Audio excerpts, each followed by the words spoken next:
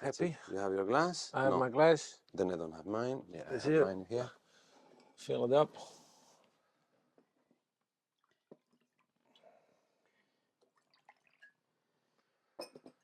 Good, so let's Good. cheers for a conversation with no agenda.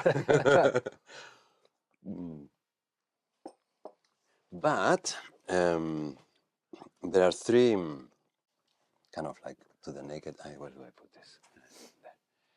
To the naked eye, there are three characteristics of you that make you like super interesting.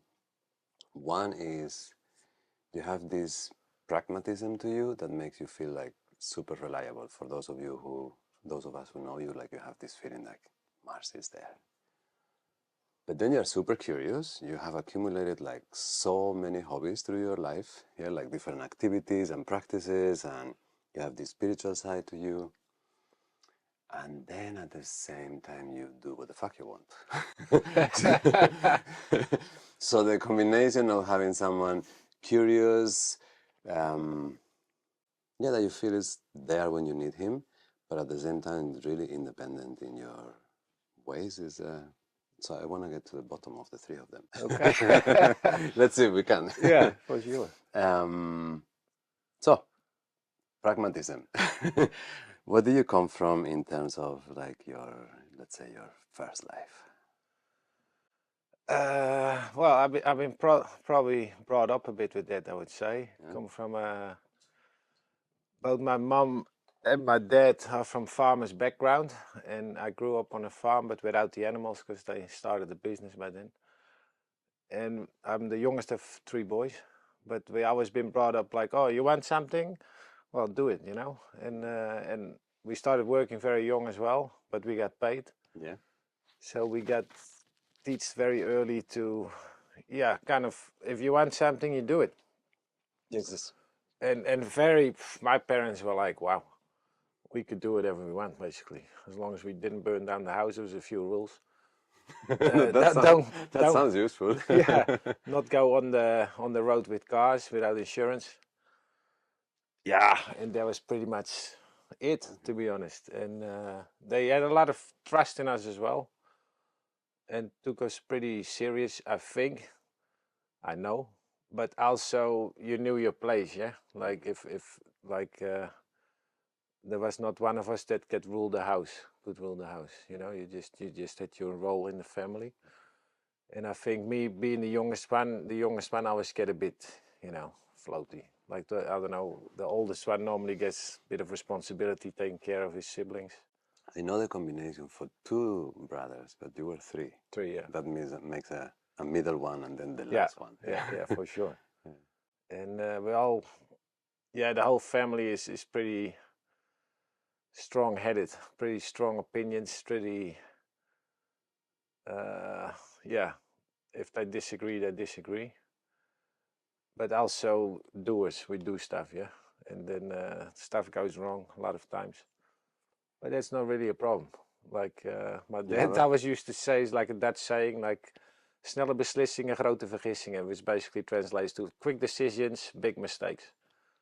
But then also I think it's better to make a wrong decision than no decision, yeah? So you just get in there and you see what happens and you learn on the way. And if it's wrong, then you'll find out and you change it, I suppose, if you're lucky. But through this, you managed to maintain a relationship with all of them, no? With Yeah, your family. yeah. Well, my mom passed away in 2010. So the four remaining men? Yeah, so I got two brothers, they live next to each other. And then I got my dad, probably lives down the road 40, 50 yards. So it's quite a strong, my uncle used to live next door to us as well, but he just moved. So it's a pretty strong family thing. And when I visit, I see everybody pretty close. But most of the time, also happy to go because it's a bit close up, I think. Yeah, because is that part of the reason why you decided to go traveling kind of I just looked for a bit of space, I think, to be honest. I find Holland a bit hectic till this day when I'm there. And it's maybe because I grew up there and I know it well, and you just see too much, feel too much. And so I decided to go. And I went back once. I think I did 2 years in Holland just to give it a go and see, and to make some money actually. And after that, I was pretty sure, like, yeah, it's. I'm happy to being grown up there, but it's not for me, you know. And till this day, it's been like that, to be honest. And happy to visit, but happy to leave. What was the first destination? Was it the Caribbean? Or Yeah, yeah. yeah, that was the Caribbean. Yeah, yeah. I've been before away a bit here and there, but that was the first one. I went for like 4 years and stayed away and just did That my was thing. your late 20s? Yeah, I was 26 when I went. Okay. Yeah, yeah. And that was the ocean, no? Yeah, yeah. So Okay. I ended up, I studied and I finished my study in Holland, which was educational media for radio and television. Bit of a Mickey Mouse study, really. And so very hard to find work in, yeah. So I was looking for work. I never heard so much no in my life. And I just got fed up with it. And then I went to work for a guy in Kenya, in Nairobi. And in my mind was like, okay, this is my reward for, you know, because I worked hard and tried to do stuff. And that one didn't work out. And so I left. Say it again. It was in media. The Yeah, actual. educational media. So like Sesame Street, like you try to teach people through media or something. Okay. With radio, it's quite a new study, and they were kind of figuring it out while I Okay, was there. but But I really enjoyed it. Okay, yeah, cool. So But it was communication then. yeah, for sure. Okay. And so ended up in Nairobi with that guy. Was good, but didn't really work out. So I left after 3 months. But the good thing was because I went to him, I kind of took that step. You know, it's like yourself. If you move, the hardest part is the first step, I think. So I was back in Holland, and I thought, yeah, this ain't it. So I worked for 2 weeks, got a ticket, and went to the Caribbean. And I still knew some people because I did an internship for a radio station there. And I basically went a little bit with the idea from, oh, maybe my degree is worth a bit more in the Caribbean. Like, because in Holland, there, you know, everybody's highly educated because it's for free. So there's too many people with a high education and not enough people So that you were have going skills. to like, you know, when the different currencies in different countries that you can go. Yeah, okay. So That you were was gonna my do. plan. That was my plan. But Yeah, with the education. it worked out a bit different. So I ended up staying with a friend of mine there and his wife. And he had a boat. He was fishing with tourists, but he gave up on it. And then he asked me, "Oh, you want to do the fishing?" And I was like, "Well, I don't really fish, to be honest." So, but then we gave it a try, and we got a big fish that day, or in those days, that was big for me. And I kind of got hooked. So I borrowed a boat from him, started to kind of build that up. And it sounds like a great, but it was just like a 6-meter open boat with a 10 horsepower. And I just started fishing every day in a very local village. Then it kind of found you. I somehow had the idea that you came with some sort of knowledge of fishing. No, or no, not at all. Okay, No, I was definitely a cook in fishing. Still am, to be honest. But and I told clients as well, especially in the beginning, I said, listen, I know nothing about fishing, but I do my best and we figure it out together. Mm-hmm. And it was quite funny because I had some clients that used to come back every year from the beginning period. And they, like later when they came fishing, they said they used to laugh at me, you know, because I had like this football bag basically with all my fishing stuff in it, like lines, and everything was rusty. And they told me it would make a fisherman cry to see that.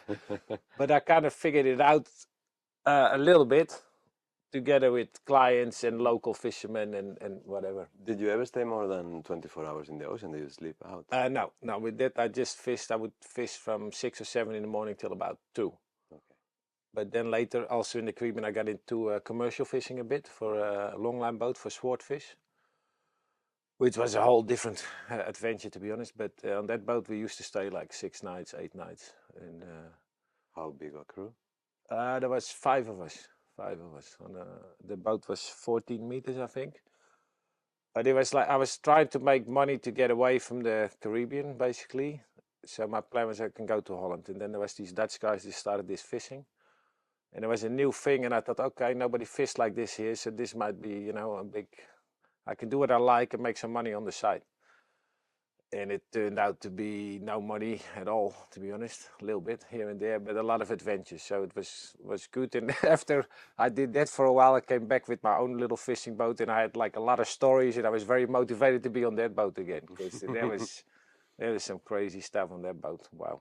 Because that is like, when you go into that kind of fishing, you take proper risks as well. Ah, for sure. It's super dangerous. And you get some really weird characters, which I might have been one of, but So there was because five it's a people on type a of boat. personality that ends up Ah, there, no? like we had a captain. I'll shortly go into it a bit. Was because they got a captain and the first mate from Florida, because that kind of fishing is big there, but they were like proper redneck on the other side of Florida. There's that really racist area, I suppose.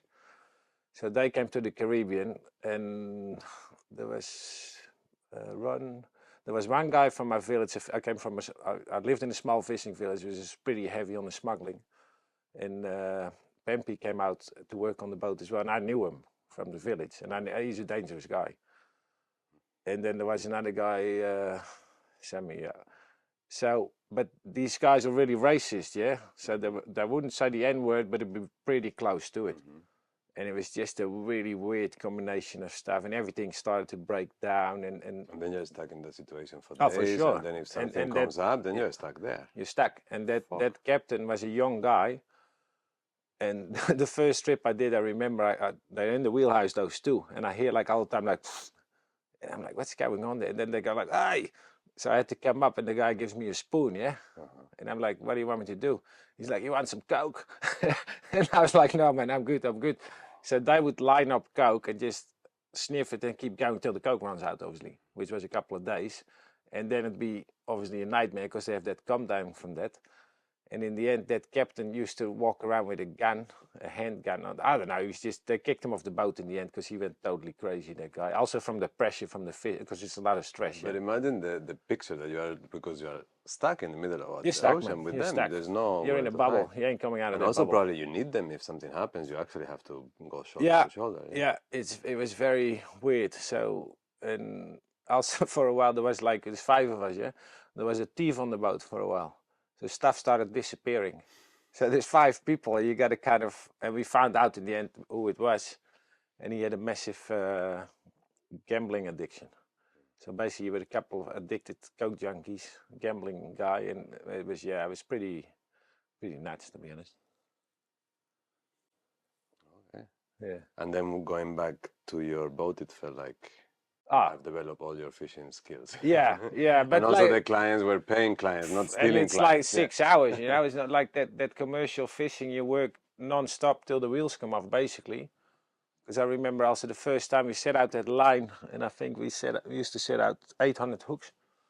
And that's a lot of work to set that out. And then you had to sleep a bit. And another guy woke me up. He's like, oh, we're going to hull. And I remember I was sleeping there. I was like, man, there's no way I can get up. I've just been laying down for an hour and a half, 2 hours, you know. But that's, you get in that rhythm. And you have to, yeah. And it's just, you get in zombie mode, basically. So you just fish. How does it feel those first times where maybe your life is on the line? Like, yeah, because it's something that some men go historically men face that. I don't know if I have ever been in a situation that it's definitely, you question your decisions a little bit. Yeah. The first few times I was like, man, how did I end up here? And especially at night, because you have to do sometimes the watch, you know, so you're by yourself in this dark Caribbean Sea ocean with all the stars on this piece of metal that goes up and down and squeaks, and you're like, man, what am I doing here? But in the end, I think I fished 8 trips with him in total, with 2 different captains.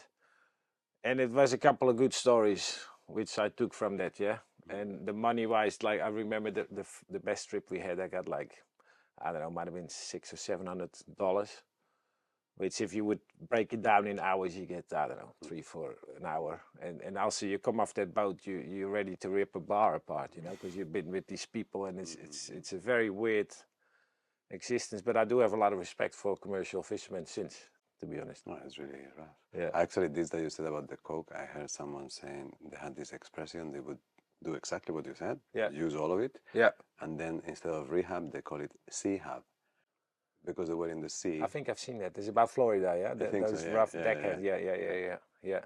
So seahab, yeah, I've seen that. That's the way they rehab, by just being out at sea. Yeah, but imagine, because But you don't want to be with them, because they must be all but edgy, we had one guy who was like a pretty serious coke deal, because coke is a big thing in the Caribbean, yeah? Was a pretty serious coke habit. And he would come on, but he was the brother of the owner of the boat, and he would come, and you wouldn't see him for like 12, 14 hours. He would not be there, and then he would snap in, and then he was probably the hardest worker we had. but it was just he just had to come down from that binge, you know.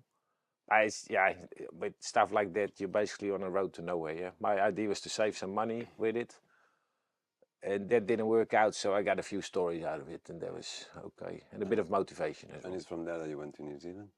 No, from there, because I couldn't get the money together. I went to Holland, and Holland had a good boom then for building and stuff like that. So I knew a guy who was actually also an ex-coke junk for some weird reason, but he became like a construction guy, and I started to subcontract him for the painting, and we did in Amsterdam like these yuppie houses, and I made some really good money there, and also still I had the spending habit from the Caribbean, which was no spending because I didn't have any money there, so I could really gravel up a bit of money.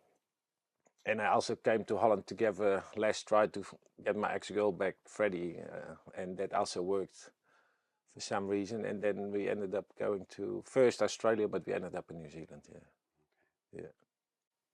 And through all these, because yeah, you're describing construction, being in the oceans, mostly surrounded by guys. Yeah. But this softer side of you was already developing. Were you aware of it as when you were? I think so. Yeah, yeah. Like, was it something you discovered later, or was it a thread that you feel that you see in you since forever? It's definitely something I discovered later because you think from your own mind and you think everybody's like that. And I think I kind of realized later that I'm quite sensitive to that stuff, but also quite good at hiding it. Yeah, in a very manly, like ha ha ha, and you know how it is. So a bit of both, and you have to kind of, I don't know. Also, because in your case, it comes with the looks. You're also big. You are, you know, like it comes with this impression of you also being very confident and very Yeah. strong. So Okay. Yeah. Uh. I'm saying like it is more difficult for people to read fragility from the outside from someone like you that Yeah. gives the impression of being very strong. Yeah. Yeah. That could make sense, I think, and it's also something I don't really throw about, to be honest.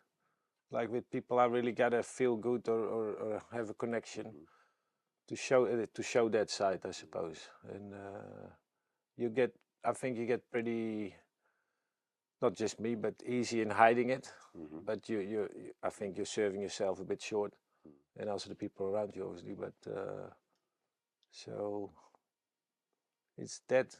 Maybe till this day, I still hide it a bit, to be honest. I'm not sure. Maybe not with you so much, but you have a bit of a different relationship. Yeah. No, it's something because it seems that is the kind of like a subject that comes up often. The fact that men felt a necessity to kind of hold back a little bit their feelings or their Yeah. soft side, and how we deal with that, how we have learned how to deal to open up a little, but how much we open up also because when a man lets go, also you need someone to catch you, yeah. Yeah.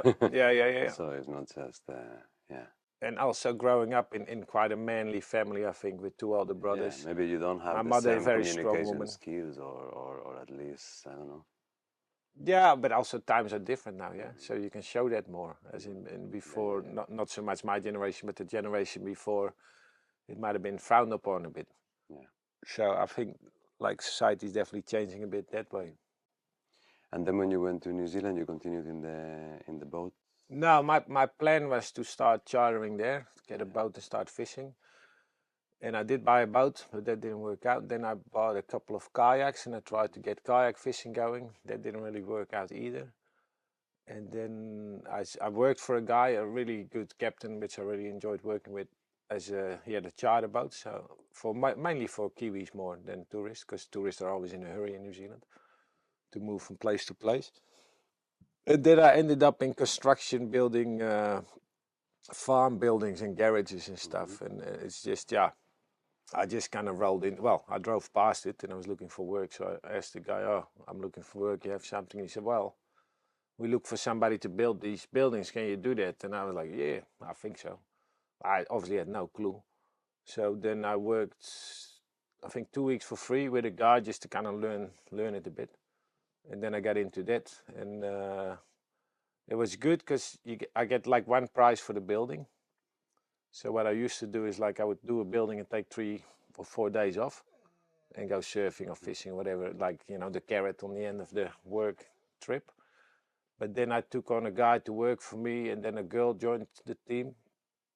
And from the office, they also told me like, okay, yeah, we know you always take some days off, but what if you do another building now, and then maybe you take a week off? And I just kind of went like, oh yeah, that sounds all right.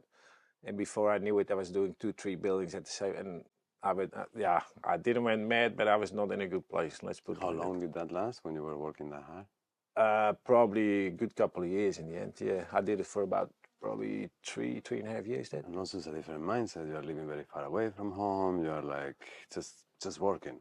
Yeah, but working to live. Yeah. Yeah. But the thing is, with that kind of work, it's all metal, so it's noisy, a lot of grinding. It's pretty, in a way, it's dangerous because it's high. And because you get that one amount of money for the whole thing, and I got to pay my crew, and so you're always fighting the clock, basically. You end up fighting the clock, and you're fighting the weather, which is, you cannot fight both of them, you know, and not even one. Yeah. So you're always going to lose. So the stress levels were going up. So this kind of broke your body down, or your nervous system as well? More that, but the body was pretty good because I took care of it. But just the stress levels, like it was pretty embarrassing. I had the kid that started working with me. He was 14 when he started working with me, Matt, and he was really good actually, but not good at school, and he was a bit wild. But he could, and he was a Kiwi, and he could perfectly swear in Dutch, you know, which is not a cool thing, you know, because he just picked it up for me. And I would just like, yeah, just in moments of anger, like throw stuff from the roof, and I would sometimes step back and look at myself, and I was like, man, this is not a good place to be in, you know. Okay. But it's, once you're in it, it's hard to get out. Yeah, I got the tools, I got the crew, I got the thing to drive to the site and get the buildings there. So it was good to move country so I could let it drop. And that's when you left to here? Yeah, I was still doing that. Okay. And then my girl then, Freddie, she got homesick pretty bad. Almost physically sick from it, you know, which I couldn't imagine, but I've seen it, so it's true. And yeah, if you're in a relationship and one is sick, you're both sick, yeah. So you gotta fix it somehow. So then we decided to leave, and which I'm very happy with in the end. At the moment, then I wasn't too happy to leave there because I really liked it. Did you like living in New Zealand? Yeah, the culture, I did. The people. It's just, man, there's so much space, and the people are a bit more calm because the nature is so strong there, yeah. Like in Holland, the nature is like, we think if we scream hard enough, the wind goes down. You know, New Zealand, everybody says it's very special nature-wise. Yeah? They definitely get a dose of nature, a bit like Scandinavians. I think they have the same. And so yeah, I liked it because also everybody work, but they don't talk too much about work. They talk more about the fishing, the hunting, and rugby, basically those three. And I like fishing, and I'm not rugby, and hunting. I tried a little bit there, which was interesting. It's not my thing, but it's just that outdoor playing a lot. There's a country for that, really. Yeah. What would mark the difference between fishing and hunting? How does one become your thing and the other one doesn't? Well, for me, hunting, it's a bit closer to human beings, the animals, than fish. Fish is another step away for me. Because I remember I went with this guy, we went pig hunting with dogs. And we ended up, the dogs actually, they got a deer in the end. And we had to run down. It was quite a day actually. And I remember I was a bit before him at that spot. And so one dog is barking and the other dog has this deer at his throat, you know. And I saw that deer looking at me with those big eyelashes, and I felt bad, man. And then he showed up and we butchered it and carried it out. And it was one of the hardest days physically of my life, I'd say, because it was amazing, because you go through that bush and the dogs just go where they want to go. And that guy I went with was a very fit guy. And also that night I didn't sleep too well just with that image from that deer.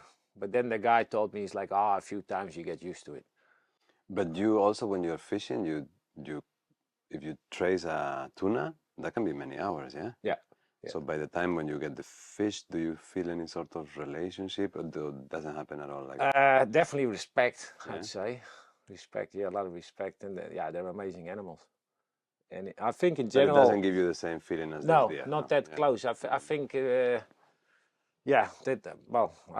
didn't get a pig, but the deer was a bit close to, I don't know, Yeah. those eyes look at you and you're like, wow, I don't know if I want to be part of this.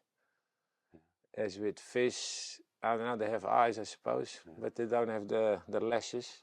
It's a bit different. Yeah, it's funny how different people get touched in different ways. Yeah, it's interesting. Yeah, but I've definitely had people in my boat in the Caribbean, because I was cheap with the trip, so I got a lot of people that was like, we just come for a day, don't really want to fish or whatever. I said, yeah, no worries, but I put the lines out anyway. And as soon as there is a fish on, I would give them the rod. And there's just something in humans, I think, that you just see the eyes change, but click, click, click, that hunting feeling. I heard that. No, I've seen that. Yeah, I've you've seen it. without a doubt, a lot. Okay. And then also you bring in the Even fish. on someone who would not expect to I have had it in them. vegetarians in the boat. Yeah. Okay. And even when you kill it, yeah, it's quite brutal. The fish comes in, you kill it, because why would you let it suffer longer than necessary? And people go a bit like, ooh. But then they would go pretty quick, like, oh, let's get another one, you know, because it's somewhere deep in there, it's there, I think. Funny biology. Yeah. And then through all these decisions, from Holland to Caribbean, then New Zealand, then back to Holland, then eventually Portugal, there's always the ocean there. Yeah. Is that a conscious thing, or is it just? I don't think it was that. Of course, it just ended up being like in the Caribbean, really immersed by it with that fishing that I went like, wow, this is a really interesting part of the nature, you know, the sea. And then I've been on a few, yeah. Because I think I have done, I think the same. I was looking at all the places I've lived in my life, but I think in my case it's more conscious. I grew up by the ocean, and every time I think of going somewhere, the ocean must be there. Yeah. But in your case, you have actually been working in the ocean, also because here for a while you were also working as a surf instructor. Yeah, for quite a long while actually. Yeah. Also, I've heard, I read a book or something in China. They say if let's fishermen then, yeah, but it could be the same for surfers. I think, like people that fish, they turn their back to society. So if you turn your interest into the ocean, you kind of put your back to society. Not like, I just found it an interesting saying, you know. Okay. Yeah. Because there is rules there, but there's no rules because it's such a big thing, and you're going to be small there as well. You're going to be dictated what you can do there. Do you feel like it necessarily brings about a relationship with yourself, like some sort of introspection? Like it confronts you with you, and either you begin to have this kind of, like you say, the fisherman personality, a bit quiet, a bit, or otherwise maybe it can provoke this, what you were describing with the crew before, like it's so edgy because you don't manage to meet yourself in peace, that then it becomes very complicated to be in the ocean. I think a bit of both, but I definitely, with not only with the ocean, I think nature in general, but just the ocean I know a little bit more about, is that you just know you're pretty small, yeah, and you're not going to dictate. You get dictated what you can do with it, and I think that's the same for surfers, I think, and that's just a very interesting part of it. And also, always the ocean, when you go in, it feels very welcoming for me. I do a lot of swimming now, and it's just every time you come out, you're like, wow. It's like, I suppose we come from there in a long, but it just feels very, for me at least, feels very comfortable and very, it's always there for you, yeah? It doesn't disappoint you. Or it's there for you. There is something about the horizontal line that is very reassuring as well. And then, yeah, what you said, there is a physical memory in the water, whether it's through our evolutionary trajectory or just in the actual water itself. But there is a... It just feels good, yeah? It does feel good. Yeah. And then another thing, swimming, no, because swimming you do go alone, but interesting with all the other things that we mentioned. In your head, you think it's a solitary experience in the ocean, but usually there is always people. There's going to be people in your boat. There's going to be people when you're surfing. Yeah. When you're fishing as well. Yeah. You're most of the time, yeah. Yeah, you can have the guy in the little... But that's not the ones that we are describing. No. Most of the time, even surfing, there is people around. Most of the time, yeah. But there's also this kind of safety in numbers, I suppose, and you share. It's also nice to be able to share an experience, yeah? Say you surf somewhere in a beautiful spot by yourself, amazing waves. Then but it's around, then like it's only for you. It's quite a selfish sport anyway, surfing, I think, in my opinion. But it's nice to be able to share with fishing. You can have a great trip or an absolute disaster. But as an instructor, has it felt nice to bring, because I assume sometimes people from the city, they're not used to the ocean and they come with a bit of fear, but it must be nice to see them loosen up. And yeah, for sure. I think the best part for me was always probably the first time, not even when they stand up, but when they just lay on the board and they get pushed by the wave. You teach them how to take the wave, and they're as happy as kids, you know, and then they're very occupied with themselves for a while to stand up. But once they, pretty quick, once people stand up, the ego kicks in and they see other people that are better. And I don't know, with surfing, I do like it, but I think it's, I don't know, it's, for me, it's just playing in the water for grown-ups, yeah? And if you do it right, you're happy as a kid. And if you take it more serious, you're either a professional surfer or you're kidding yourself. And I think a lot of people take it too serious. And I might have been one of those for a while, to be honest. But yeah, and sometimes when there is violence in the water, it's really it's ridiculous. Yeah. Okay. And then that puts you in when I met you, I suppose, for 14, 15 years ago. And so through all this, when did you start some sort of practice, physical or mental? When did that begin? A training method, did you always have one? But what do you mean for? With physical and mental, which No, I always been very physical you yeah, always had, I always yeah? liked sports, did a lot of Okay, sports, so that and that was always there. And I just been adding to it. And I remember I dabbed a bit in yoga when I was in Australia, but I found it then very housewifey, like he, and that was probably my male whatever. And I was like, man, this is not for me. And then I got into the Tai Chi, yeah. which was, I was the youngest, all old people basically, but there was something interesting in it because I was pretty fit, but I was always the first one to step out because of the form of my legs. And I was like, I don't know about this stuff. And it took me, and sometimes still till this day, I'm sometimes with that Tai Chi, it's like, is there really something in it or is it just, but that became a habit, and then the yoga came more here, I think. Yeah, but with what I see with you is that it's never random. Like you have a through the years that I know you, you do this, and then from there maybe it hops to this one. But as you accumulate new training methods, they seem to include in the ones that you previously had. You are very good at patching your training, yeah. Yeah. So that's why I was curious if you always had a training method or a way of working with your body or sports or something like that, and then you have been continuing adding things. So when did the mind come post the discovery Okay. of yoga, Tai Chi? Yeah. I just, because I work with my body a lot, like with the fishing and also with the building, and I just started to invest in the body. Like did a massage once a week with this big Maori woman, and if I would skip a week, I would get some pain from her. But I just tried to be ahead of problems, basically. That's what I tried to do with the body. And I just started to add some stuff to it, and then it becomes like a habit and it's normal, yeah. And then, but also like with Jenny with the dancing, that was totally out of my ballpark, I suppose. Yeah. But it was also very interesting. That goes into the you being super curious. That's what I'm Yeah, saying. Like, yeah, and I like to move. I'm yeah, very yeah. interested in movement. So Yeah. this comes also That's with why, like, you capoeira go stuff. through, because we haven't yet talked, but you are also into boxing, Yeah, and you're like into swimming, and you're into surfing, and then you're yeah, into fishing and Tai Chi, and like, so there is many dimensions yeah, that somehow create your physique yeah, and your mind as well. Yeah. yeah. No, for sure. But also, like, do a lot of stuff, but not really good at anything. That's how I always see it myself. Yeah, Yeah. but I just enjoy doing it. And also, once you get into stuff, I always think the more you know, you find out the less you know. Yeah, in any sub Yeah, that's very true. interest. So it's a never-ending world, basically. So. But when you get into something, I've heard you accumulating new things, but I have not heard you, I don't do that anymore. Like, are you still cycling? Yeah. You Yeah, see? yeah. You're still But the fishing? surfing is kind of on the way out, I think, to be honest. But Yeah, maybe I get back into it. But you see? I don't know. I haven't I haven't surfed much lately, and I actually went for a surf this week just in Loos. There was a wave.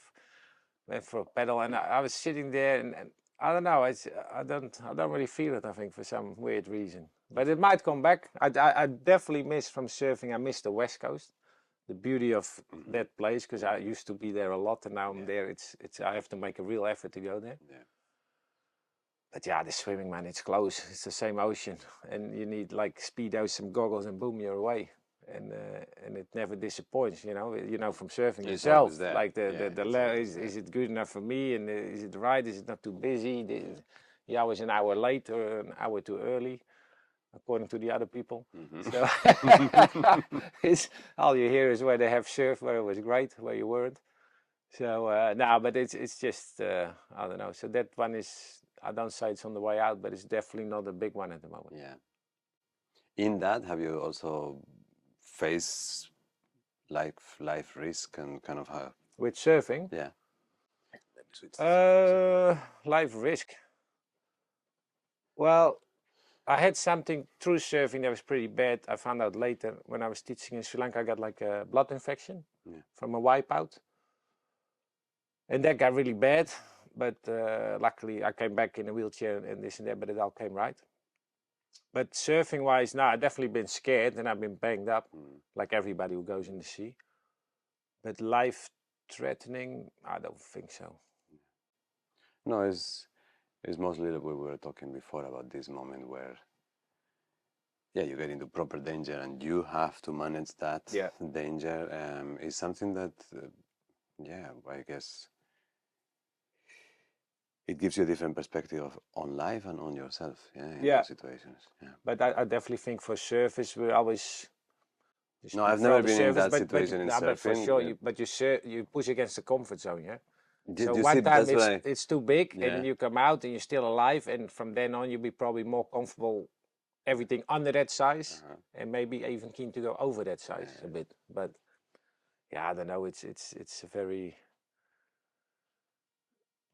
yeah. I don't know. What do you think? You don't surf anymore, or you do?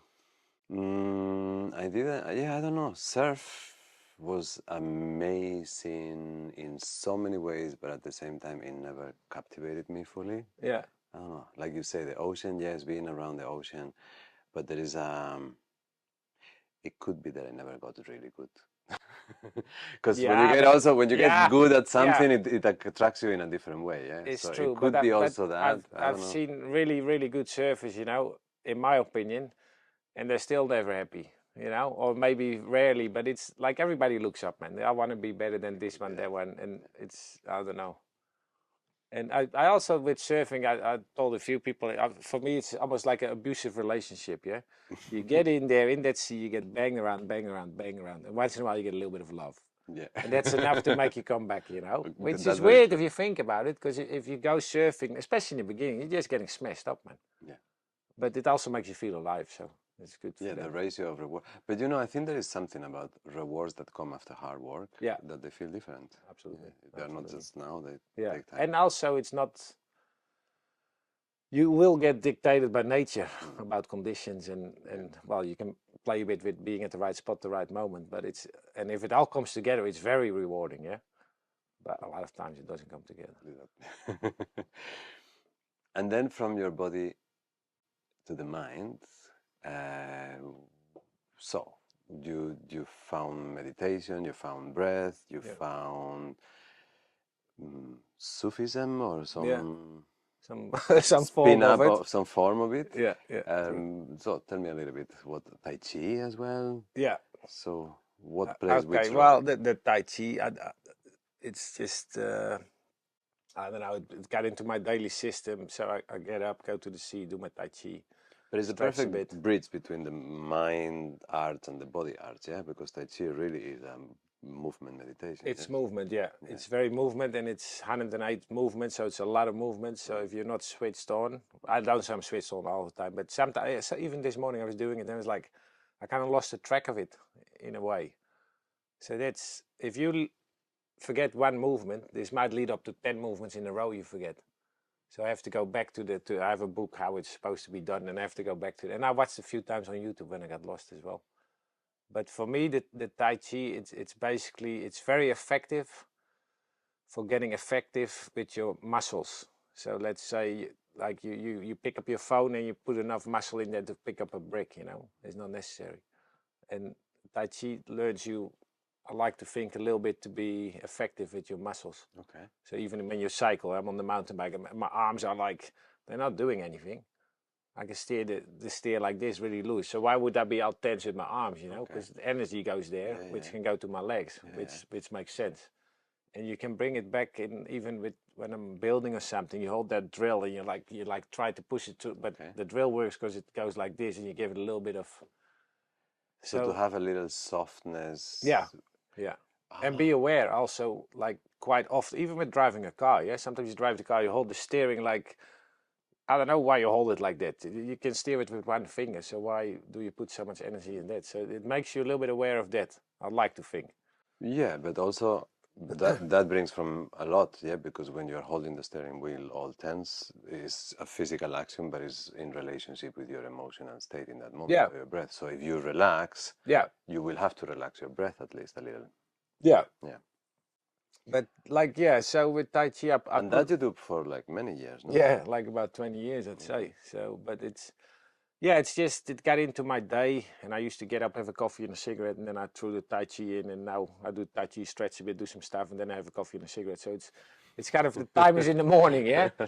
And it took me a long time to learn that form as well. So and many times I've been learning it, and I was like, man, what am I doing here, you know?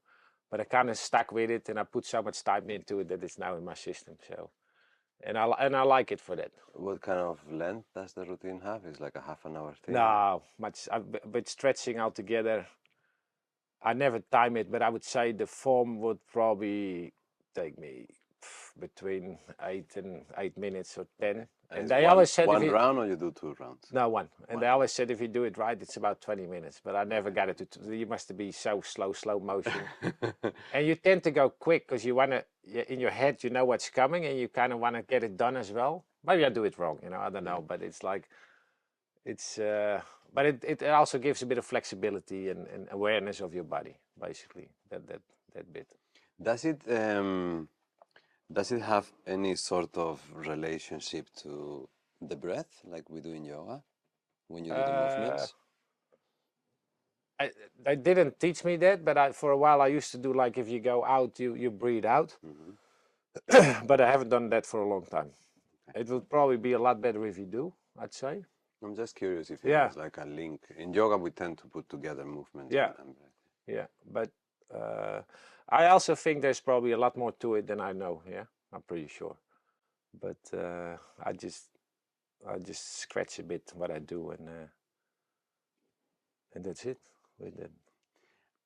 And then the next one is a bit more exotic for me, and I find amazing that you do this. But it's what can you tell us about Sufism? Yeah, I suppose it's not like traditional Sufism, or maybe it is. I have no idea. Well, this is something. How did this find you? Yeah, this is something I found in New Zealand through some good friends of us, a friend of mine in those days.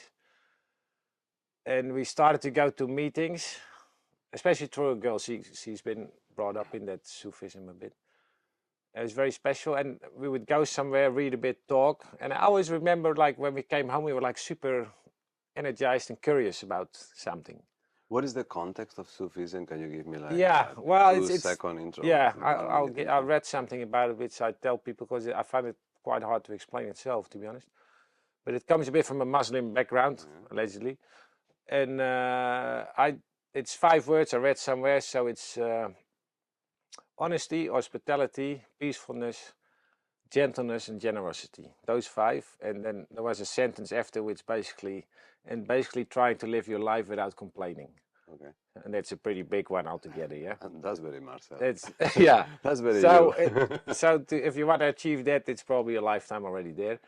And then, so I was with this group for a while, but we left New Zealand, so that was done. And then my girlfriend, ex-girlfriend, Freddie, she was here like a couple of years ago. She said, "Oh, I'm back in that group with Zoom now and stuff." So she installed Zoom on my computer, and I joined again. And basically, what it is, it's a group of about, I don't know, in general, let's say there's about 10 people, mainly from New Zealand. And that group has been going for a long time. And so they read a chapter on something, They have a couple of books, positive, negative emotions. So let's say negative emotions, we're reading that. It's about, I don't know, judgment, for example. So you read, it's pretty old language, pretty technical. And then we talk about it. And what normally happens, people talk about their own experiences, obviously. So I can relate to that, yeah. I cannot always relate that well to the book, but I can relate to people talking about it. And that's, yeah, it's interesting. And it's just a group, people actually listen if you say something, yeah. It's not like you're mid-sentence and people, it's like you talk, and even if you talk something out of this world, people will listen, you know. And then something will come back or not. And it makes you a bit curious, I think. And also that you said before, that maybe you were brought up in being more withdrawn with your emotions or with your feelings or with your inner life. In this way, you have maybe the respect or the space that you Yeah. need to just Well, it's come just out of the closet. it's just rare, I think, that to feel comfortable somewhere to really throw your stuff on the table. And it's different as well. As some meetings I come out, I'm like, I didn't really feel it. And otherwise, but that depends on the people that are there, the topic, I suppose. And I'm definitely not a big fan of very difficult language, I found. Okay. If they read something very like difficult words and stuff, and I like simple, man. If you cannot explain it simple, in my opinion, you don't understand it yourself. Yeah, So I like, I think I and agree that's with just something I can connect with easy. And but it's interesting. It's once a week, only hour and a half. I mean, you can join 5 meetings if you want, probably, but I don't. And there's also some dynamics in the group, obviously, like everywhere. But it's interesting. But like I've talked to people. I don't talk much about it, to be honest, but because I find it hard to explain what it actually is. And also then I've talked to people and they come with like, oh, like these names that founded the Sufi, I suppose, which I know nothing about.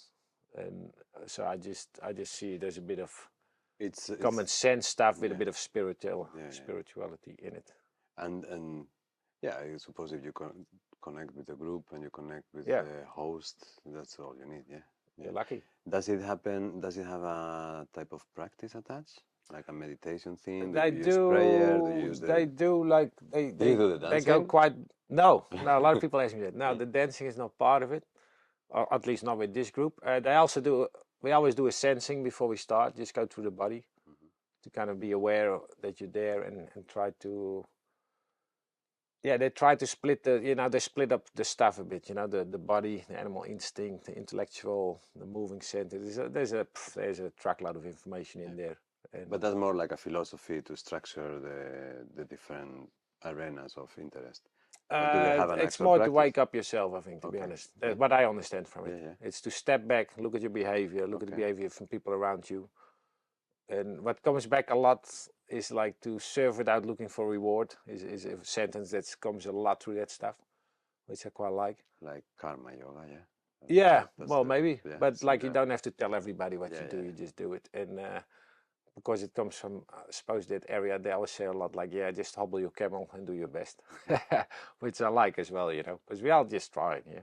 Mm. You try to do your best. What else are you gonna do? No, but it's nice because then it's not looking for headlights or spotlights for your actions. You just do whatever you want. And Yeah, then yeah, this idea that you said before, like you try not to live without complaining. yeah. This is a And it's big not one, huh? easy. Yeah. Yeah, Yeah. but I found definitely some truth in that, and Yeah. it's You not embody that easy. quite nice. Yeah. And also, like a Portuguese guy once told me, Rui, this is years ago already. He said, like, think positive and good things will happen. And there is something in that. Yeah. Because where you put your attention, your head is going to spin with, Yeah. and you're going to attract. And then is that also as well? How do you do that without just putting a happy face to the bad weather and kind of like hide that you're Yeah, not having a good time? So like the balance in between, yeah, yeah. yeah, But it's not easy, I suppose. But you can at least make an effort. yeah. So And the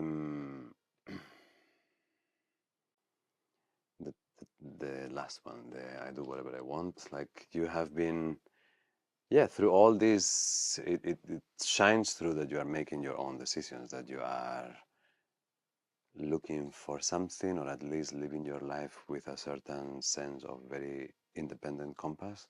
yeah, Um, on the one side is amazing, it makes you feel probably very strong, but maybe that also has a flip side where you feel a little lonely traveling like that, or how does that feel, that sense of being Yeah, very much your own compass, yeah, if I'm correct? yeah. No, I think you're pretty I correct. mean, I see you very sensible and very humble, but very independent. Yeah, I never felt a big need to complain myself to people behavior wise. Yeah, so I do what I do, and I try to not like interfere with people because of that. But also I will take responsibility for what I do. Yeah, so it's not like I'm going en route and I fuck it up and then I go, yeah, but ego, you told me blah blah blah la la la. I just I think I do, and sometimes I don't think I still do, and sometimes not the best things either. But I just do it and I'll see. Yeah, and sometimes it works and sometimes it doesn't work. I I don't, if you let me tell it, you told me a story once. Some of your friend was drunk and looking for trouble Yeah, somewhere in Lagos, yeah, and you were with him, and then he got into trouble, so yeah, he was gonna get into a fight. yeah, And you came and you told the other guys, listen, this is my friend, and he's an idiot, but he is my friend. So if you get into the fight with them, I'm gonna have to get in. yeah, Yeah, you have. yeah. That I was happened. like, Yeah, probably, I'm not even sure if it's the right choice, but this is what's gonna happen. yeah, So yeah, it's a very consequent way of like, yeah, this is yeah. what's my truth at the moment. Well, there was just a way, but a little bit before that, I remember as well, because it was already a long night of that aggravation, Hmm. and I was in a bar, and he was getting into something, and I kind of walked up to kind of help him, and then I thought, you know what, I take a step back and let him get a punch first, you know, Hmm. might be good for him. But in the end, he never got the punch. But I'm still good with him, and he changed. He was just in a difficult period, I think, then. And he What? just needed that attention, Yeah, yeah, yeah, and he got attention to negativity, yeah, still attention. yeah. But he's actually doing quite amazing, and he's the He guy got the that. punch? No, he No. didn't. He Okay. didn't. He would have gotten it from me in the end almost, but he did. But he ended up doing those trips in the desert I told you about, Yeah, that walking yeah, meditation, it's and beautiful. it's really beautiful to see with him how he found this path, because he's a very loose guy, jumping in also head first in a lot of things and definitely not the right things all the time. And now he's like in Holland, he's doing these. It's a big thing there, like these man gatherings, Yeah.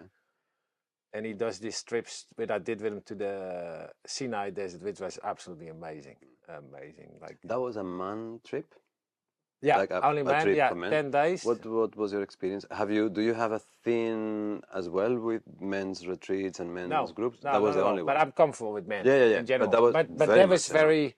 there was very like opening yourself up and all that, pretty, la la la. So I want to leave that through you because you are like a perfect candidate for this. You actually have a lot of man activities, from fishing to Yeah, surfing to boxing to cycling. You have a, and then when you went to, you are very alive to your inner life, and at the same time you are aware of this sometimes difficulty of expressing the softer feelings. Yeah. So what was your experience with this structure? You go to the men retreat, yeah, and again okay. in the desert. Yeah, so it was obviously I just went. Well, I booked a trip obviously, but not very prepared. I'm just gonna go and see what it's like, yeah. And then I found out, but which I knew, like it's basically a silence retreat. So you walk during the day, you don't talk, and then in the evening there'll be a little bit of time to talk. You sit in a circle. You have a stone you give around. I don't know if you know this concept. When you hold the stone, you can tell something. Okay, yeah. And So it's then like the talking stick that you yeah, I wear, yeah. suppose. And then there was a few. Yeah, you would do every day like a certain. You do this or that with somebody else, and very deep quickly. But those people were pretty used to it, and I wasn't. So at first I had a bit like, oh, all right, I don't know. But then people open up and they show their, I don't know, just a vulnerable. How do you call it when you're vulnerable? Or I Yeah, can't the even say the word. vulnerability, Yeah. yeah, the softness. So you get into that as well, and it's quite relieving. But it took me quite a while. And I remember one time we were talking. I said, yeah, I would like if you guys like check me out, then because I can go on the automatic pilot and get away with this. I think You can go out of? I can get on the automatic pilot and still Okay, get yeah, yeah, away yeah, through yeah. this week without Yeah, yeah. actually opening myself up. Okay. And And they force you to open up? yeah, it did, Okay. which was good. But I think the biggest lesson was just that silence there. So you walk there, and your head is, you don't even realize how full your head is with stuff. So you walk first day, second day, third day, and it's absolutely beautiful. It's like walking on the bottom of the ocean. And the third day, the fourth, I think, I walk in that sound, all of a sudden went, and it was in my head. That sound, silence, nothing. And then you're so silent, and you get so comfortable, or that's how I experience it. And then you can actually hear your soul, yeah, or God, or whatever there is, Oh wow! talking to you. And like that was amazing, and it just That gave is me a faith in like humanity, I suppose, and how we are structured. okay. Like, tell me that again. So, when the silence came into you, Yeah. did it stay like that for the rest of the day or the trip, or For the trip till we came out of the desert. and did that feel like an actual experience? Was it something that you were aware? Okay, this happened, At or that moment, yeah? yeah, just to have that silence, yeah. But Silence it is felt such like a, a click almost, yeah, like it, a like I said, that it just went like, it came like from that's how it felt, like yeah, from yeah, that yeah, yeah. desert, the silence and the walking, then whoop, it just came in. It was really amazing, actually. I've heard this experience. I've heard it told in the forest, Yeah, and people describing almost like negative silence, almost like it's more silent than silence, something almost. yeah, Yeah. it's a Okay. very comfortable silence, Okay. and And then you were very, thoughtless. yeah, Thoughtless. yeah. Like you would walk for 10 minutes and there is not one thought in. No, no. How was that? Yeah, it's amazing. It's Wow. amazing. Yeah. Do you ever can replicate it? I tried here, but I went walking with Bergkamp, you know, Mm-hmm. Michael, the breeding guy, Yeah. and David, two friends of mine. We went to do because I thought I can do that anyway. We walked 3 days of the Fisherman Trail, Mm-hmm. Costa Vincentino, but it was nice, but nothing like that. Because we talked. I think you gotta shut that talking out. And also the guy, he creates a very good. He does it very well. He's very people smart, and he just like he gives you a bump, and then you give him very nice. And also the environment, and yeah, you sleep outside at night under the stars. I mean, there's a lot coming in there of nothingness basically, because there's no people there, and you move every day, and you might see like a car here or there, but no, you don't see much. But then it's such a pure experience if you have silence outside and then you have those stars Ah, up. Yeah. you should do it.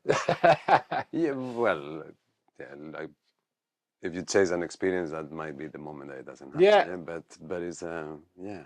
No, I was very impressed with it, and also very impressed with that area. Yeah. Because I went and I thought, yeah, okay, I it's a have been in desert the sand, but I it's have been like in the Sinai once it's many amazing. years ago, and I also felt special energy in a different It's way. amazing. Yeah. And like I said, this might happen with people in the forest, on the sea, or meditating, or wherever. But it's probably lack of just things piling up in your head from other people, and from it's just the nature just telling you, you become small, yeah, you become small.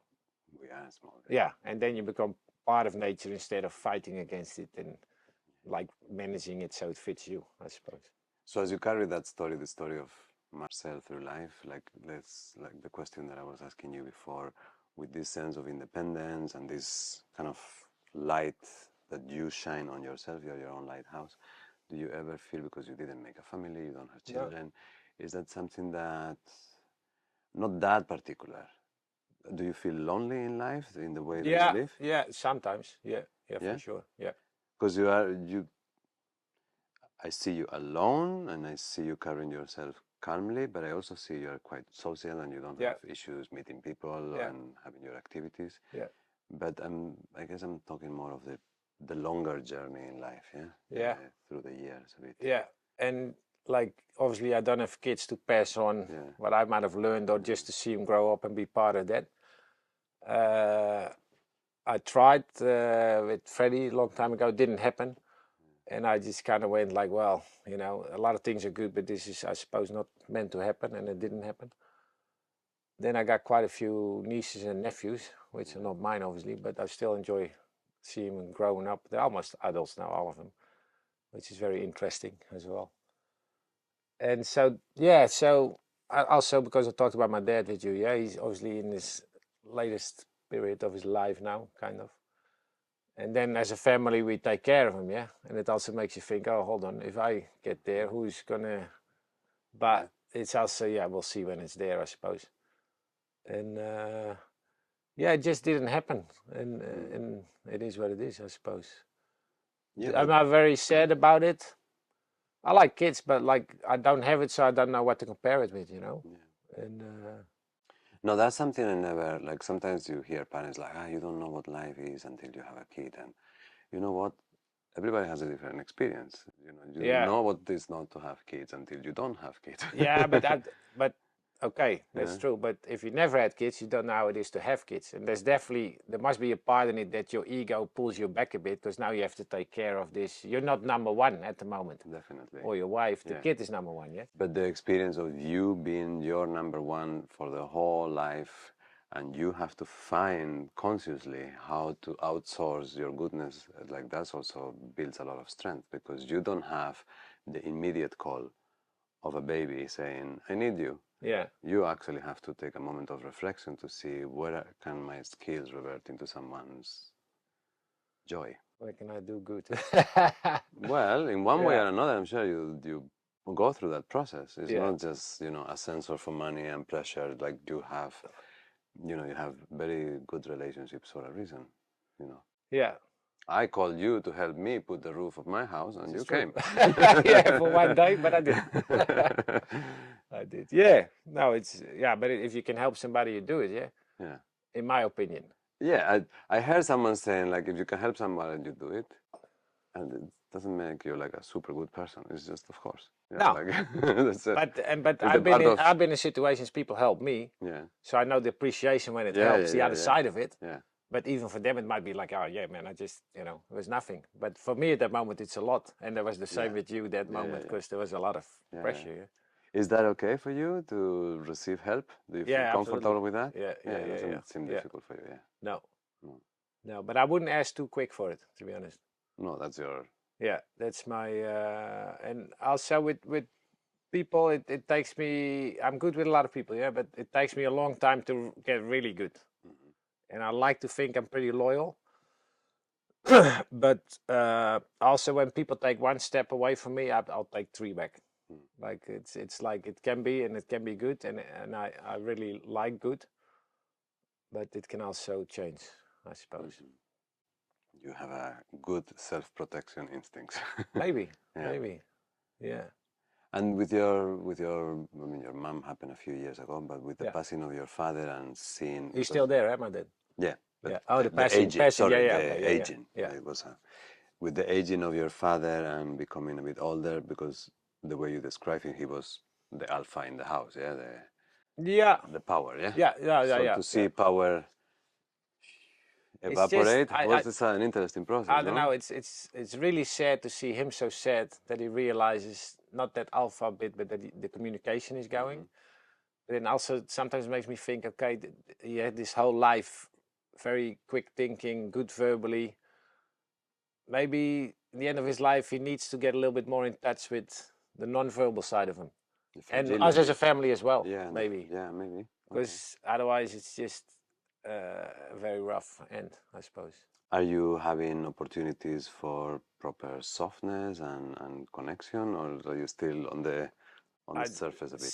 sometimes, but it's definitely not a given, and that comes from me as well as from him. Mm. Eh? It's just habits, and but it probably is gonna change, and it probably has to change because the verbal is getting less and less. So how you gonna Yeah. make somebody feel you appreciate him, and you're gonna have to touch him, Do you and have a physical relationship? Can you hold his hand or give each other a hug or anything like that? yeah, but not super freely. When he had a heart attack here like a couple of years ago, and then we got really like that for a bit. But then as soon as he was good, it was kind of so it's we'll have to see where that goes. And yeah, Yeah. It's that moment. I remember many years ago, I don't know who it was.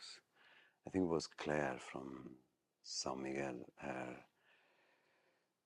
dad died, and it was the first person of my environment, and she mentioned this, like when you know that feeling that you're the next, and it's the first time yeah, that you realize you're the yeah, next one.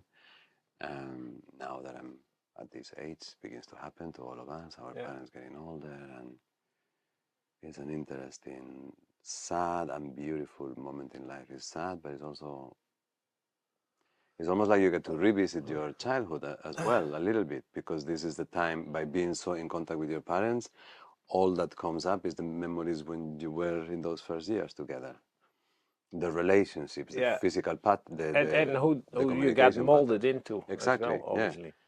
Because it's very difficult for you to go to your father and be you. You are you with a lot of small Marcel. But I'm also very much him, obviously. Also, yeah. Like in his thinking and his way. And how do you see yourself in him? Yeah, for sure, for sure. But it's also, it's just hard to see that he lost that joy for life, yeah? Because he always had a good joy for life, and he's still moving. He's still kind of good, lives by himself still. But it just seems like he had enough for a while already. And that's just kind of sad to see, like that he's like, he gets through the day, but he's not waking up like, oh, nice, another day. He wakes up like, oh, another day. That switch is hard to see. Those years, yeah, now Jenny's mother is in a similar situation. Is so interesting because in some countries they are deciding that at that point you can decide I switch off my life. Which countries is that? I think in Switzerland you can go into a pod. Okay. Yeah. I don't even know if Holland they have another one. Yeah. But anyway, but at the same time, is what you said, is life as well giving you the opportunity to feel something that is completely the polar opposite that you felt in your life. If you were a powerful male, you get to be the baby again. Your ego is going to learn a lot in the end. I think. I mean, and maybe life fits pretty well. And maybe it's just that full circle. Because I've been thinking a lot about this, like, why can people not step out when they don't feel it anymore and they're old? But it's a very tricky situation because, like, do you want to make it too easy? And then, okay, if you say for people like, let's say my dad, who's 85 now, he can go. But what about somebody who's 25 and is struggling every day? It's a tricky. No, it is a difficult conversation. Very slippery thing, but it's not bad to think about. But and it's becoming a little more difficult because the deterioration of the mind is actually increasing in the last years. Like it seems like there's more cases of Alzheimer, of dementia. Yeah. Comparatively speaking, it seems like we are. I don't know if it is. But the lifestyle or whatever it is that. For sure, but also people get a lot older. Eh? I mean, my dad had 3 heart attacks. He would have been gone already for a long time if that was not taken care of then. And I mean, a human life is worth a lot, eh? Like especially I think in Northern Europe. Yeah. But also to keep it going as long as possible. I mean, there could be a time that you say, okay, well, this is it. It's been good, but there's a whole industry behind it as well, like in the caregiving, the hospitals, and I don't say they're milking the old people, but it's a massive thing. I heard today is not healthcare, is sick care, because they never help you to stay healthy. Yeah? So in those years, you have to deal with a lot of chronic illnesses as well. Yeah. But then also, I get that, but it's also the moments in your life you learn, eh? Mm-hmm. Your dad is in need, or you're something in the family, and you get a whole family situation as well with my brothers, with you learn a lot from it as well. So even if it's not the greatest time, it's a very interesting time. Yeah, I think. Yeah, everyone I see going through it, including myself, even if it's tangentially, it's a difficult time, but it makes people softer, a little softer, rougher, as in not rougher and more resistant in a way, but a little softer inside, unless they get into huge conflict. Yeah, and also I think makes you realize, oh, hold on, what's important. Yeah. So there is a big lesson in that, I think. But also not easy to see, and also my dad used to be an optimist. Yeah, I told him when he was here, I said, man, you were an optimist, now you're a pessimist. You only talk about what's not right and this and that.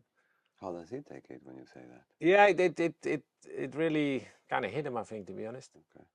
But and also because like I drove him around quite a bit in Holland because he's still sports. Yeah, he goes spinning. He's 85. He's the oldest guy there.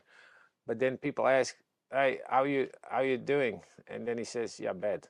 And it's like, okay, well that conversation is finished. Yeah. And then once I was with him somewhere, and he said, somebody said, "Oh, how are you feeling?" He said, "He said not good." He said, "But the rest is good." And that's a whole different. You say the same thing. It's not going good, but you open up because you say you open up for something. Because once you shut the door, like how's it going? You're bad. It's and that human contact I think is important. And Yeah. But for someone like that that has been accustomed to be that person now, yeah, it's like he's going to be in the dark trying to figure out a whole new personality for sure. and a But whole new maybe way. you can still learn. Yeah, yeah, yeah. But I actually, look, I really hope that everybody that I love goes easy and that, yeah. So I really hope for no suffering for no one that I know, including myself. But if you are in that situation where you are forced to go through a couple of years of that fragility, yeah. of course you can turn it into, yeah, as long as your head is there, yeah. Well, yeah. I don't know. There'll be a big lesson in it Yeah, somewhere. yeah, If it's even, not for you, it's for the people around you. yeah, And we're always it's going to be useful for pleasant, something. maybe not. Yeah, But yeah. That, maybe it's like that Marcel mark, like it, I remember when Andy came to cross the Atlantic with the the rowing, rowing boat, yeah, and you have a saying when we are about to do something, you say it'll be all right. That's the Marcel trademark. It'll be all right. But he was going to cross the Atlantic in a rowing boat, yeah, and we were talking with him, and we were all scared for him before he said, and he actually made it successfully. yeah, Hi, Andy. amazing. And having the conversation in Lagos, and honestly, I could feel that, yeah, no, he'll be all right. And I know it's a little bit of the assessment of the person that you kind of like, yeah, he can take it. But also, you do have also this positivism. Maybe it came from your father, where you Yeah, see the possibility of head something. first, go in head first. Yeah. Yeah, for sure. And he actually asked me to join him as well with the rowing. Yeah, I can see that he But would that he would I think that looked you at were a that good thing, I was like, asset. no, man, I ain't coming in that thing. But it's amazing, and he did it. I He mean, did what it. can human beings do? To Yeah, decide yeah, to row from here all the way to the Caribbean. It's yeah. madness, Hmm. obviously. But he did it, and he was all right. Yes, but you have this mentality in you, like you share that with Andy. That's why he offered you to come. That you actually could think to Yeah. go into a boat and row to the other side. You have that mind. At a This different is the period in my mind life, that I you probably would have think done it. it will be all right. Yeah. Yeah. So, yeah, is it something that you developed over the years, or it's just like you saw your father with this sense of positivism? Yeah, maybe. I don't know. I cannot really say. It's just, yeah. It's just if it's. I go a lot with senses though. Yeah, if it Hmm. feels right, I'll probably step in at the right time. But I also been in places where No, I you make probably wouldn't have mistakes. been and made mistakes Yeah. and not paid too much attention to my senses at that moment. Which, But as an attitude towards life, are you happy that you live life that way? oh, for sure, Yeah. absolutely, yeah, yeah, yeah, yeah. Because I think I've seen you also you take the attitude to relationships. It's not just to physical things or manly things. You actually have a pretty much like, yeah, it'll be all right. You try to look at the Yeah, best side. yeah, for sure. Because Yeah. what else? If Hmm. you look at the negative side, it's just the negativity is going to get bigger and bigger, Hmm. and it will take over your life probably. Yeah, but you train that, yeah? It's not something like, it's not like you wake up every day and you feel everything is positive. You work through that as well, no? It's part of your, or Yeah. has it become so much you that you don't So need to do it? it has become a big part of me, I think. Yeah.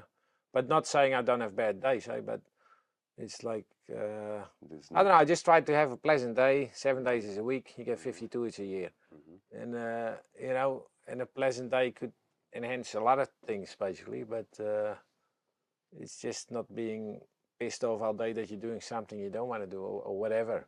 Like just appreciate the day, I suppose. Mm.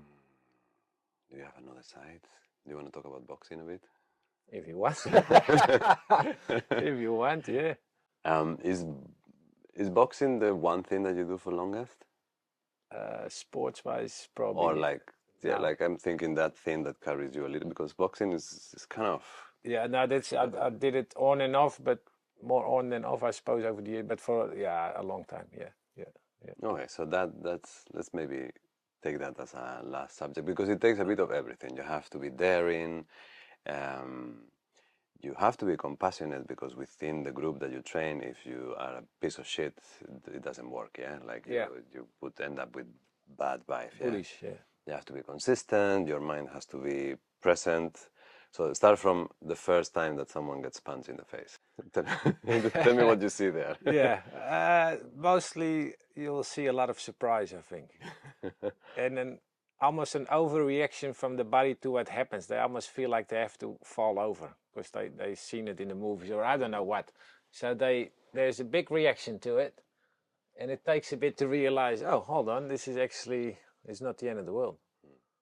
And then there is mostly you want to get even, so you get angry or you get active.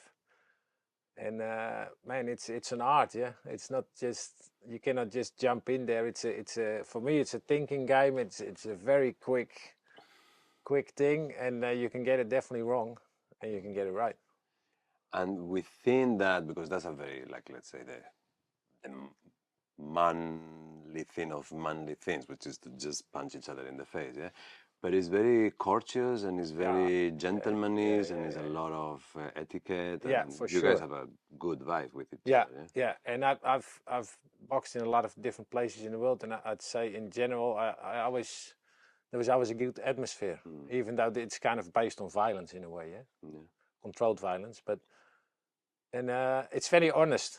I think it's very honest. But there must be something to that, right? The control violence. The men, we have this thing, like I didn't do martial arts, but I did football. And you Yeah. have this power, you have these feelings, you have this anger, you have this explosiveness. It's nice to have an outlet to. Oh, for sure. Yeah, you need it, I think. And in the case that the one that you described, to get punched is, yeah. Yeah, no, it's quite, but it builds up a lot of respect as well, I think, for yourself and for the person, and confidence for sure. I definitely had some moments in my life that the boxing was, you just, I don't know, you just carry yourself a bit different. This might be with any martial art, to be honest, but I think it's a good thing to learn, in my opinion. But like some people don't want to learn it, which is fine too. But I find it interesting, and it never stops, because the guy or woman you're fighting with or sparring with, it's such a big factor in what you can do and will do, and you get it wrong as well. Because if you get a little bit like I got this, you're gonna get surprised. So it's yeah, I like it a lot actually. Yeah. Do you think you have anything left? You have surfing, boxing, swimming, tai chi, yoga. You do a little meditation. You have you cycle as well. Yeah. You go in the motorcycle. You are a strong. You do your own handyman jobs. Yeah. You don't hire help. You can build. Yeah. I get help sometimes, but yeah. To complement, but you can also do that. Yeah. So in this array of how you carry your learning through life, Yeah. it's a beautiful way, no, to have many things to Yeah. see yourself through the years. But there's yeah, for sure. But there's also always more things, nothing else. Is there any basically. curiosity? Yeah, for sure. But I'm kind of. Is there anything that you are trying to sniff at the moment? A little bit maybe, but it's also when I get into stuff, I want to commit time to it. Okay. So a lot of times I'm also a bit like, oh, that feels interesting, but I got enough on the go. Are you sniffing at dancing, maybe? Maybe. Yeah. I know you. No, because I really like to dance, but it's like What if I go dancing, I have to go out, and I love going out. Yeah. But it ends up coming home 3, and I'm fucked for the day. Yeah. Yeah. And so I with Jenny, and also that dancing, it was very interesting. And it's just interesting with the body. Dance, yeah. But yeah, are you thinking maybe ballroom dancing or tango? Nah, or more something? salsa probably, stuff like that. I did a bit in the Caribbean before that, and I enjoyed it. And it's a bit earlier in the evening and stuff. So that's interesting about it. And yeah, and it's movement. Yeah, I did capoeira for a while and really loved that. That's amazing. Ah, you did that as well. Yeah, because it's almost a combination like a martial art and dancing. But I was in Al Jazeera with a group there, and the group kind of fell apart. But it was a lot of fun.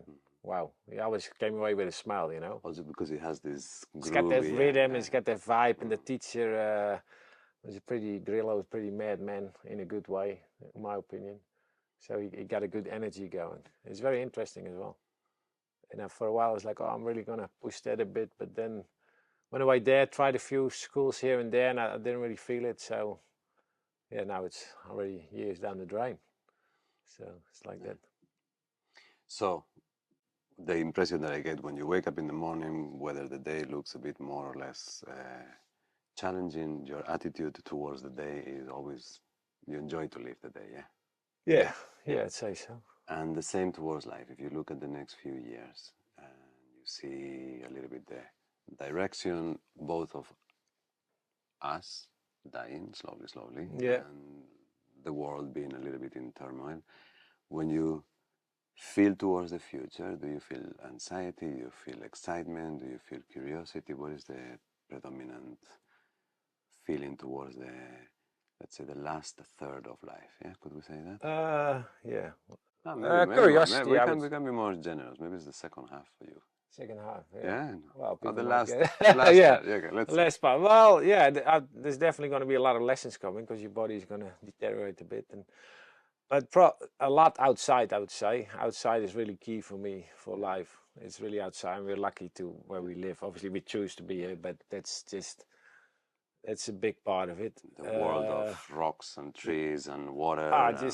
Nature basically. I try to stay away from anxiety. If I would get too much into the news, which I don't, and stuff like that, I would get an opinion about it, and it would rile me up probably. So I stay away from it, and I just live the day and try to live without what I can see and touch, I suppose, people-wise and stuff. But obviously, I have connections with my family and friends in Holland as well, and mostly there, other places not so much. So and just try to do good, I suppose, in a way. I don't know. I don't, and also just to let it come. I don't like to plan. I plan sometimes roughly, but I definitely don't talk too much about my plans because I found out if I talk about them, they never seem to happen.